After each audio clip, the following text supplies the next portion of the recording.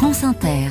Les histoires du monde avec vous, Anthony Bélanger. Le zoo de San Diego en Californie a annoncé la grande nouvelle cette semaine et vous allez nous parler de l'animal le plus formidable au monde. Oui, les pandas géants, eh bien ils seront bientôt de retour. C'est la Chine qui, au détour d'un communiqué, a fait savoir que l'établissement californien allait bénéficier d'un prêt exceptionnel d'un couple bientôt. Cela signifie dès le mois d'août. Cela faisait 5 longues années que le parc zoologique de San Diego avait dû rendre ces derniers plantigrades mangeurs de pousses de bambou, laissant vide leurs enclos, et les fans des ours trop mignons californiens totalement désespérés.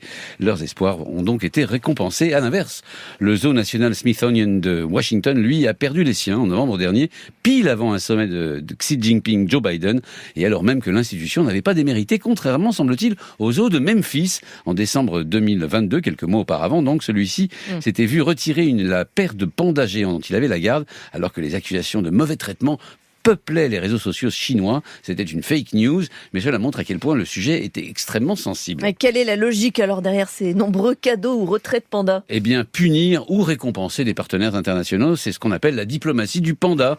Vous voulez savoir si vous êtes bien en cours ou bien vu à Pékin ? Eh bien, il suffit de compter le nombre de pandas prêtés par la Chine. Aujourd'hui, 18 pays dans le monde bénéficient de ces cadeaux d'État.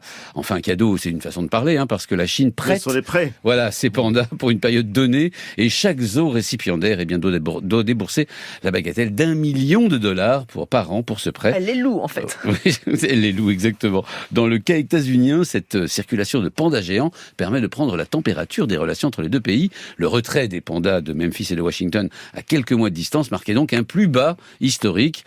Pour vous donner un autre exemple, eh bien la première fois que la Chine a envoyé des pandas aux États-Unis, c'était en 1972. Cette année-là, Richard Nixon effectuait son fameux voyage à Pékin qui allait remettre la Chine au cœur de la diplomatie mondiale. Et alors, l'arrivée du couple de pandas à San Diego est donc le signe que la brouille est finie.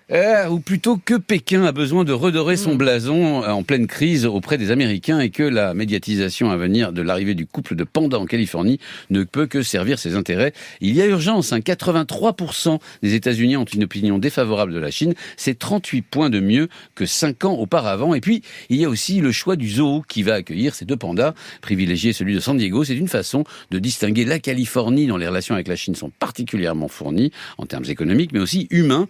La Chine accueille la plus importante communauté chinoise d'Amérique, 4 millions y vivent, et son gouverneur, il s'appelle Gavin Newsom, est perçu comme un allié. Bref, tout est pesé et calculé dans ce balai de diplomates à poils blancs et noirs, et ce, depuis des siècles, parce que figurez-vous que déjà au 7e siècle, en 685 exactement, la Chine avait adressé à l'empereur du Japon une paire de pandas en signe d'amitié et de respect. Génial, merci Anthony Bélanger.